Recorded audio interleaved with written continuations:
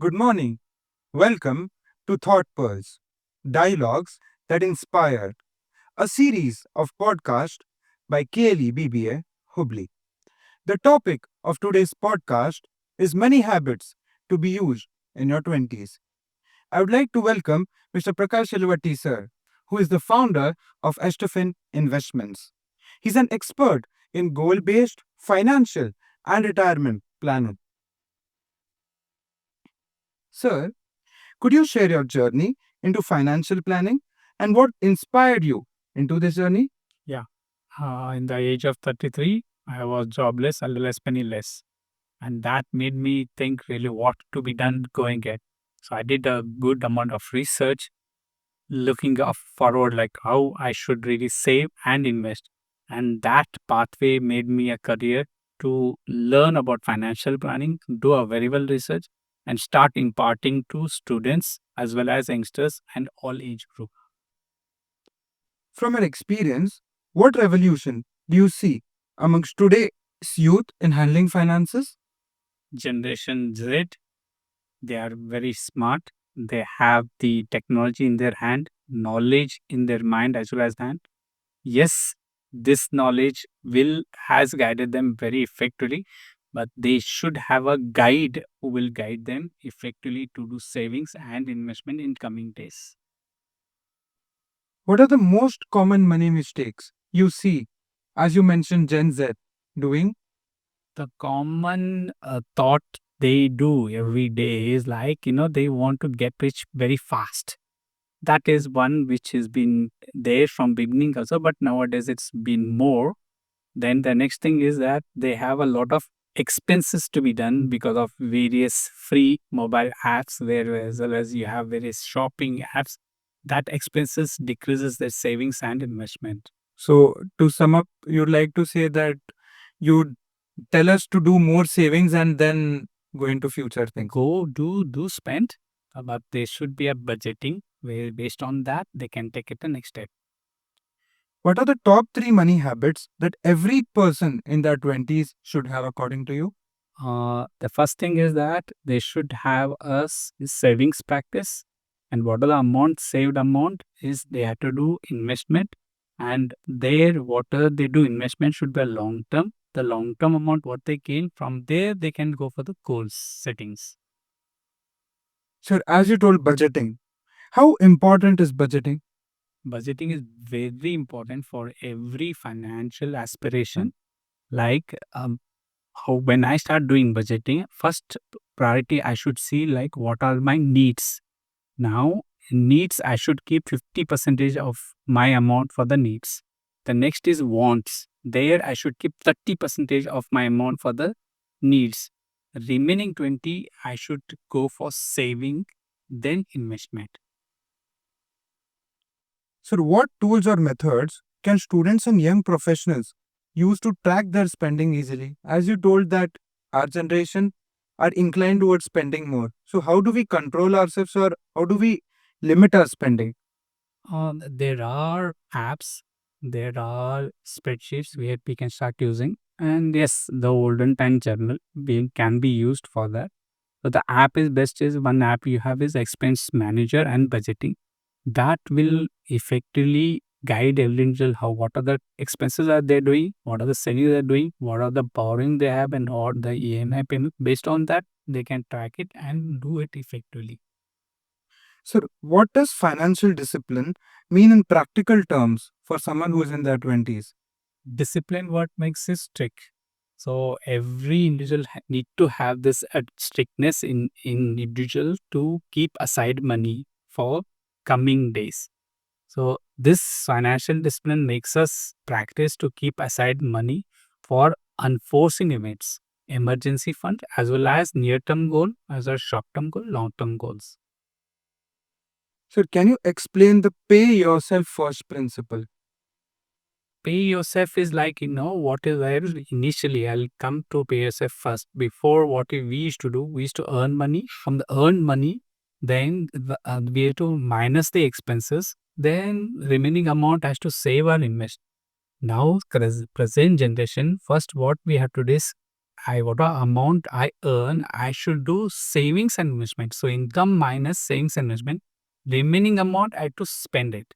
So first I should keep aside money for myself, then do spending. So, according to you, when we see the previous generations, we used to keep money aside for expenses and then for savings. But right Correct. now, we need to do for savings and then for expenses. That's right. Sir, with credit cards and buy now, pay later, what we are seeing very common nowadays, what's your advice and how do we use them responsibly? Buy now, pay later are good for the companies. For us, it isn't expensive. There are hidden charges.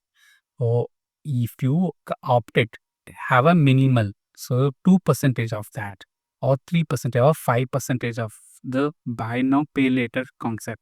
But if you pay later when it comes, don't take it as a pay later. Pay it now only. You buy now and pay before the timeline. So, what are the advantages? Now, what you mentioned was a few demerits about the credit cards that we can use. What are the advantages that we can gain out of them as well? Advantage is that now I do have money, but I need that product. Go ahead, take it. But keep a tab that I have bought it and I have to repay instantly. Sir, how can one distinguish between good debt and bad debt? Good debt are where I borrow money for a long term, as well as for my capital appreciation, as well as my career growth. Now, one is the good debt is for education loan. Then second for your housing loan. The next is startup. We Gen Z want to start have a Vegas goals, instant startups. So that's a good debt they can have it. Whereas bad debt, like we take loan on personal loan. The next is credit card. The next is we take hand loan. These are all bad debt. Now I can term it as a good debt can convert to bad debt. If you do, like example, education loan. The moment you take education loan, they mention that you can pay EMI once you get job. True, but keep a tab that before getting a job, start paying your interest as well as principal. Sir, if someone already has a credit or debit card, what is the quickest way to gain out of it?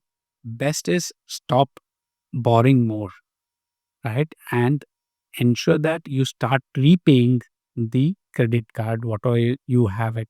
And the moment you see that, yes, there is some more gap, start earning more money and complete the payment.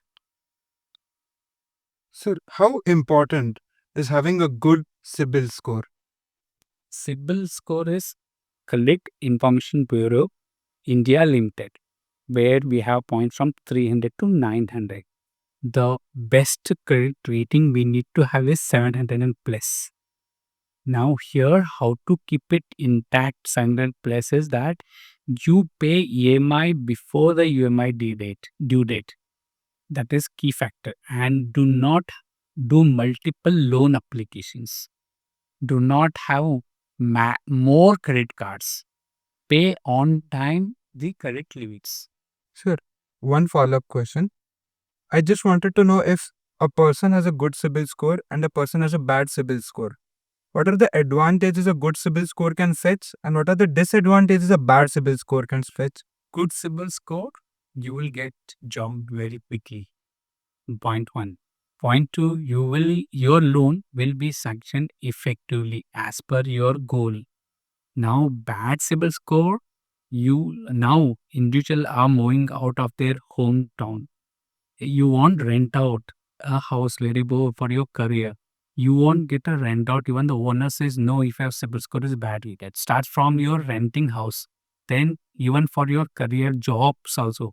The next even for your loan applications also.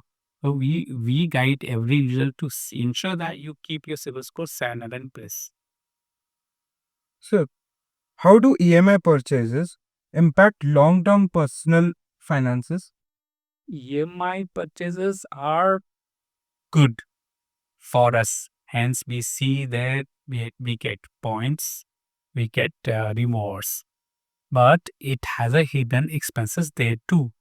It is beneficial for the person who's selling the product as well as person who's giving loan. Yes, when you buy it again, as I mentioned, that will look similar to credit card. Here also, you keep a tab. You ensure that you pay quickly.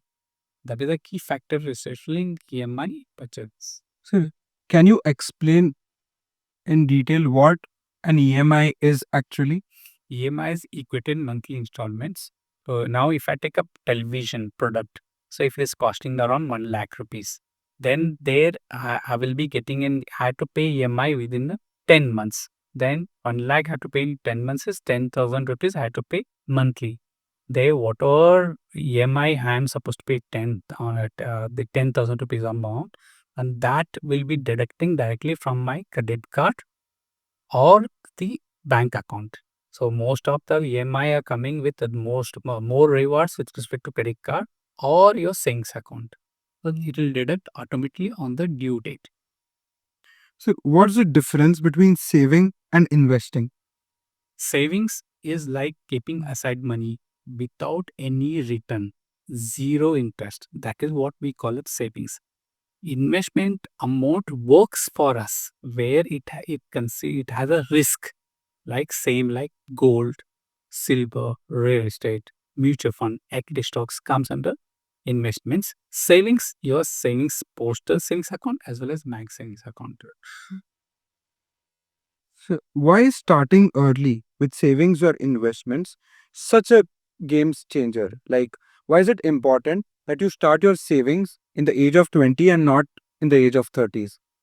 When we start with this financial discipline at the early age, we have aspiration like, especially youngsters want to buy a car, want to get married very soon, want to buy their own house. So the early age starting with respect to savings, that savings takes next step for investment. There where you can beat the inflation. Sir, as you explained the difference between savings and investment, there's a follow up question. If a person earns rupees 100 and after all his expenses has 30 rupees left, what, according to you, should be his ratio between the savings and between the amount that he plans to invest? If again it goes on the goal, if it is short term, go for savings again. If it is a mid term and long term, go for investments.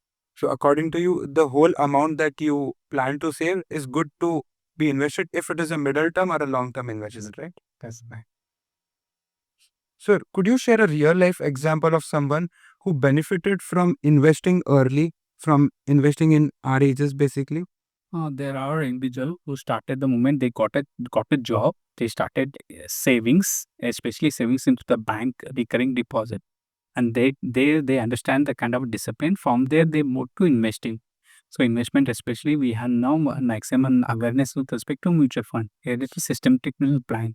So that amount investing, the right example, like if I take 5 years back, I started investing around 10,000 rupees. And that 10,000 rupees has become now 6 lakh rupees. That's 6 lakh invested. If you consider on 12% per annum return, it is on like 6 lakh has come to 8 lakh 20,000 rupees. So that is a growth momentum with respect to savings, then coming to investment for the longer period, minimum 5 years. So, how important is it to start an SIP? And before that, can you just explain us what an SIP is and how is it different from mutual funds? Okay, mutual fund, it's a investment vehicle. Under mutual fund, we have systematic investment plan, that is SIP, where I can keep aside money monthly to invest into different schemes, and that invest into the equity market or the debt market or gold market. So this amount will be invested monthly, where we get units allotted from the mutual fund. As much as I keep gaining more units for the longer period, 3 years it takes time for averaging. The fourth year starts compounding. Fifth year you will find the real rate of return, that what we quote minimum 12% after fifth year. So that is the most wonderful tool in the world to start doing systematic investment plan, that is SIP. How do you think young people must open a demat account early? Demat account is just like a bank account. In bank, we keep amount, whereas in demat, the shares are converted into a electronic form. You want equity share or mutual fund or gold. So Now even minor can open demat account, major can open account. It's good to start open demat account. If someone can only do one thing today to improve their finances, what should it be? Improve finances, first I should develop a practice, as I told you at the beginning, is do pay first yourself, save first for yourself, keep aside, then keep a tab again what you saved, and if it is exceeding really a greater amount, put amount that into investment. So as you told, the app that you mentioned is Expense Manager. Yes. So what you advise is we download that first, we make sure we have a track of our expenses, Yeah. and then we save and start investing. Very much right. So what's your take on one topic that has been moving around the whole world, that is cryptocurrency? What is your take on the crypto market that is going on right now? Crypto market is very speculative. It is very hype. And I'll talk about India. India, there's no regulatory body for that. And yes, RBI makes you permission to do invest into crypto, but it is very highly taxed. And this is not a domestic product; it's a global product. And this should, what amount you do in crypto, it should be kept very, very long term, more than 10 to 20 years. So do you think cryptocurrency can replace the traditional currency? No, okay, crypto will exist, but it may disrupt the our currency. Very soon in India, RBI will come digital currency. So on a scale of 1 to 10, if as the podcast topic is money habits for people in 20s, what would you rate a 22-old year person? Should he be investing into crypto or no? Crypto, I tell it, keep it as a last priority. Now you don't want that money at all for 10 years, 20 years. Then go ahead and you choose a crypto where you really that exchange will exist lifelong. So coming to futures and options, can you just explain what futures and options actually is? Futures and options are related to derivative market. Derivative is like to derive to the future value. Here, the margin amount need to be invested initially, but then at the expiry period, I have to pay full. Now, it carries a lot of risk. This is derivative, F&O, futures and option are mainly used for hedging tool. And this is a expert who really has to have a knowledge of all market. I named you all market like gold, silver, real estate, equity market, international market. That's how you can really keep invested and earn more money. And it carries very, very high risk. So let's have a quick rapid fire round where I'll ask you questions and you'll have to answer in a yes or no. Yes, please. Future and options is not for middle class. True or false? It's true or false. True. Investing is very difficult. True. If you have a financial advisor, it will be easy. Stock market is gambling. False. IPOs always give big returns. False. Intraday trading makes you richer quickly. False. A high PE ratio always means a stock is overvalued. False. Overtrading equals more profit. False. Bear markets are always bad. False.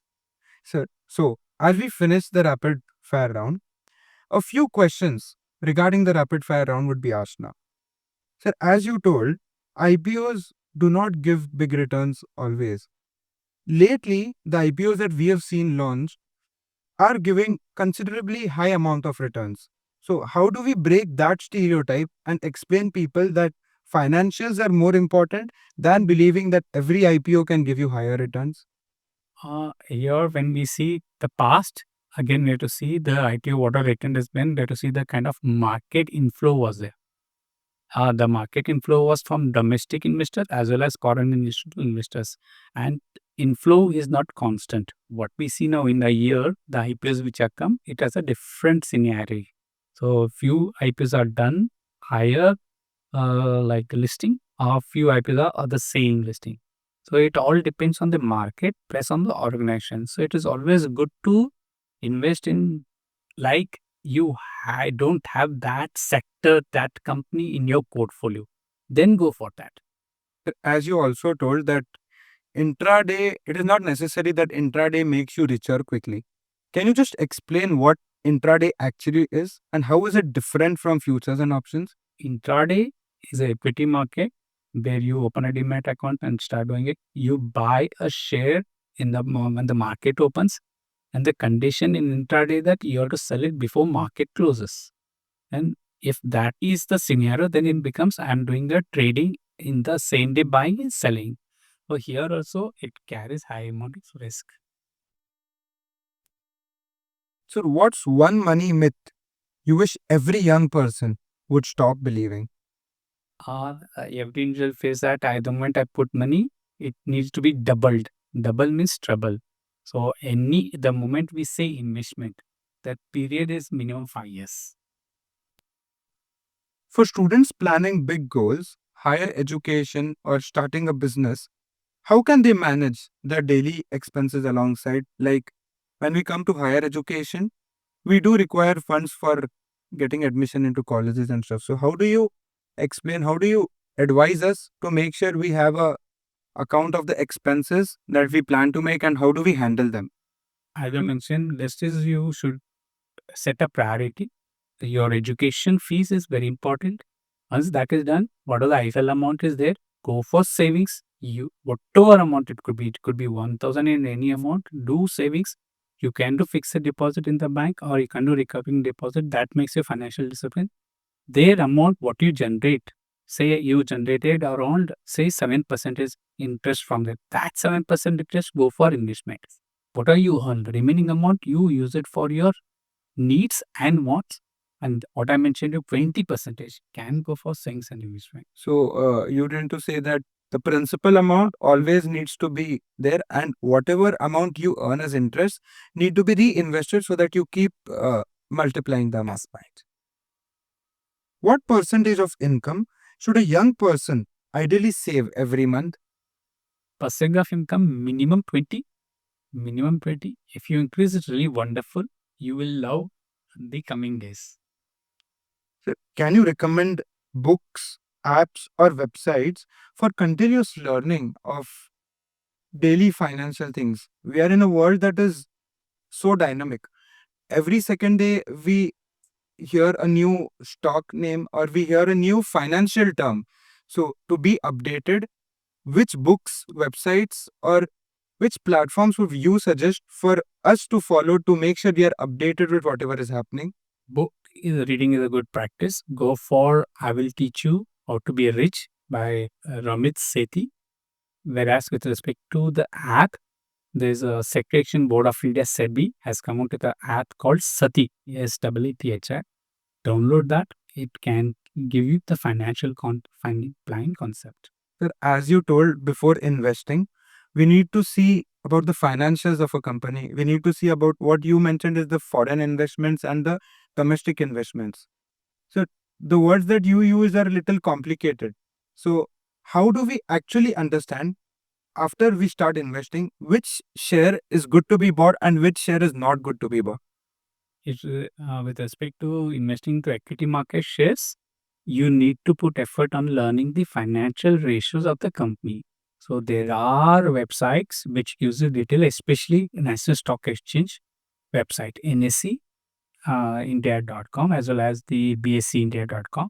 There you can go on each company and understand the financial, where the company should have less debt and the profit making year on year should be positive. So that is a key measure where you can look forward and start investing. So initially, if we've started on fresh, you'd like us to know about the debt a company has and about the profit the company is making so that we are able to make a financial decision about either investing or not, right? That's right. Sir, if you could give your 20-year-old self one piece of financial advice, what would it be? Very important is have a coach with respect to financial. and do consistently savings and investment. Sir, if you had to sum up everything and give a 20-year-old person a piece of advice that would make sure he or she starts his journey into the savings or investment field, what would it be? Very important is knowledge. It's a continuous knowledge is required. So read books, go through the various website as well as especially regulatory body websites as well as exchange website. Read the content. They are non-free like advertise memo. After taking the inputs, then take the advice from your financial advisor as well as from your seniors and start regularly savings and investment. So, to sum up, two things that we've heard from you the most was savings and investing.